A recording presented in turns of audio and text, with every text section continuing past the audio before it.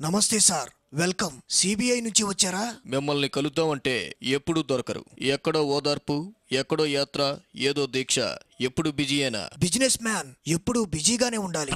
ఇదేం బిజీ? అసలు ఓదార్పు కావాల్సిందే మీకు. ఇన్ని కేసుల్లో ఇరుక్కుని జనాన్ని మీరు ఓదారుస్తుంటే వాళ్ళకి ఎలా ఉంటుందో తెలుసా? నేను ఓదారిస్తే అదోలా ఉంటుందని వాళ్ళు వీళ్ళు చెప్పడమే గాని నాకు కూడా తెలీదు. ఎవరైనా తప్పు చేస్తే భయపడి పారిపోతారు. మీరేంటి పబ్లిక్ గా జనాల్లో తిరిగేస్తున్నారు? పబ్లిక్ లో దాక్కుంటే పట్టుకోవడం పాసిబుల్ కాదని మా సార్ కాన్సెప్ట్సే డిఫరెంట్ గా ఉంటాయి. What is happening here? ఎవరు వీళ్ళంతా? వీళ్ళంతా నా స్టాఫ్ సార్. ఇది నా office, Jagan finance and research. ఏం జరుగుతోంది ఇక్కడ? ఎవరెవరిని ఎప్పుడు ఓదార్చాలో, ఎప్పుడెప్పుడు ఏ దీక్షలు చెయ్యాలో అన్ని లిస్ట్ చేస్తున్నారు. చెప్పు సుబ్బారెడ్డి.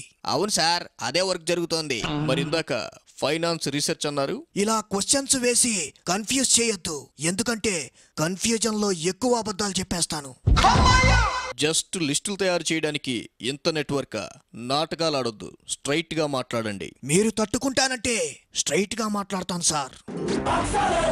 మీ సిబిఐ దయవల్ల స్టేట్ లో అక్రమాలకి ఛాన్స్ తగ్గిపోయింది సార్. మా గ్యాంగ్ అందరూ చెదిరిపోయారు. గాలిని, విజయసాయిని జైల్లో పెట్టారు. పోనీ ఆఫీసర్లు అనుకుంటే ఆ శ్రీలక్ష్మిని, రాజగోపాల్ని అరెస్ట్ చేశారు. అసలు అఫీషియల్ కరప్షన్ కి అవకాశం లేకుండా చేసి పారేస్తున్నారు సార్. మరి ఆల్టర్నేట్స్ చూసుకోవద్దా? బతకనివ్వరా మమ్మల్ని? అసలు ఈ కరప్షన్ ని నేషనల్ లెవెల్ కి తీసుకెళ్దామనుకున్నాను. మీరు ఎంటర్ అయి మొత్తం పాడు చేశారు. ఎన్ని సెటిల్మెంట్స్ ఆగిపోయాయో తెలుసా సార్? ఎన్ని ప్రాపర్టీస్ పెండింగ్ లో పడ్డాయో తెలుసా మీకు? 1,50,000 కోట్ల ట్రాన్సాక్షన్ ఆగిపోయింది సార్. గవర్నమెంట్ కోర్టులకి శ్రమ లేకుండా గనులు, ఆస్తులు అన్నీ డీల్ చేయగలం.